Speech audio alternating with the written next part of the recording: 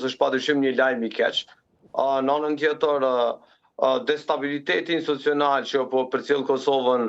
jo vetëm në këtë vit, por edhe vitin e kaluar, është gjithsesi një humbje e madhe për shtetin e Kosovës. Nuk ka asnjë, le të themi, argument të racional që e shpjegon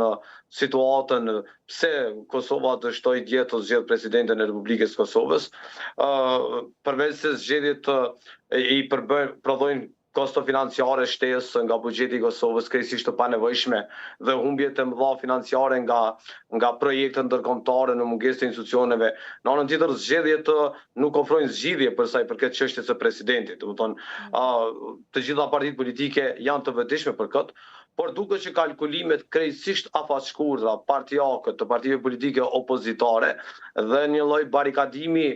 të vazhdueshëm në këta 16 muaj të fundit kundër qeverisë Kurti, ka bërë që Kosova kësaj të shkojë përsëri në zgjedhje të parakohshme.